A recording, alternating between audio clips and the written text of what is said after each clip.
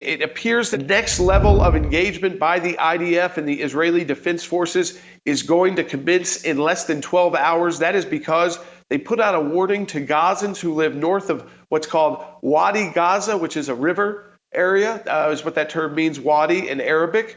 And anyone who lives north of that needs to go south of that. That includes Gazans, UN officials, international organizations.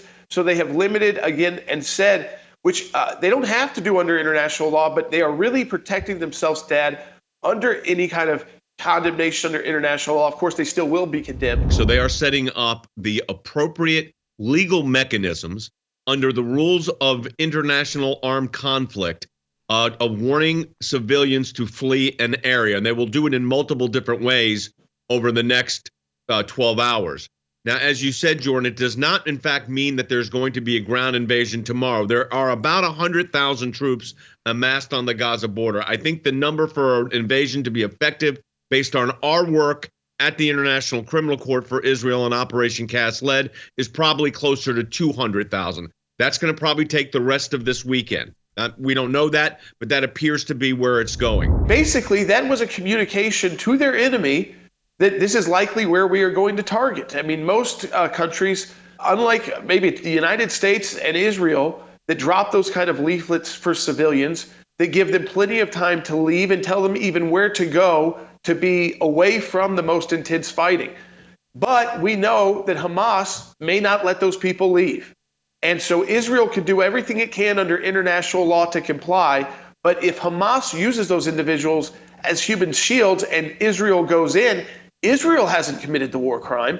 The Hamas has committed the war crime by preventing civilians from leaving the area. I think it's really important to recognize that what Israel is really targeting is the military equipment and those individuals who are manning the military equipment. If you can degrade and take out the command and control center for Hamas, all of the hardware, where they're storing their missiles, if you can get that, then you really degrade their ability to come at you. It's not so much the individuals. Of course, we want to find the Hamas leaders and anyone who's a part of Hamas who are working the equipment.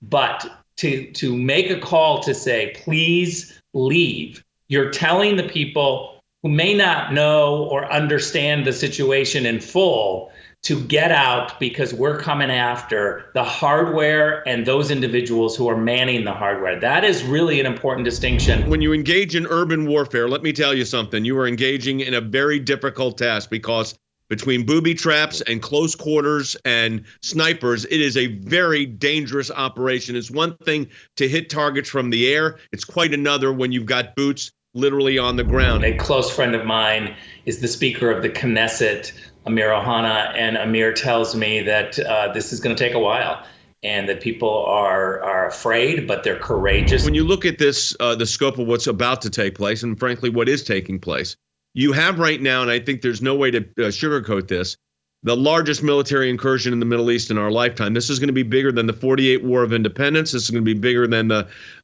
67 War. This is going to be bigger than and different than the 1973 Yom Kippur War, where Israel also was caught off guard. So this is the second time this intelligence failure has resulted in this kind of catastrophic response. Now, the Israelis ultimately won the Yom Kippur War, but it was a lot of damage politically. We also have got a breaking news report coming out of Fox News right now. I'm reading it right off my phone. Israeli forces have entered Gaza for, quote, localized raids. So it's not a full invasion, but Dad, IDF forces have now crossed the line by ground into Gaza. They are softening targets. They're also testing to see where there might be booby traps, how it's laid out, what kind of defense mechanisms have already been put in place. So a limited incursion, which this is basically rounding out some things along the border.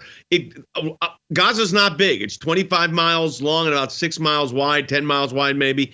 And what you're doing is, by going into these limited incursions, you're reducing your casualty risk, but also feeling out the area. If Hamas laid down their weapons, Israel would absolutely back down and we would have peace. But if Israel laid down its weapons, then Israel would cease to exist. And I think that we've got to understand who we're dealing with here.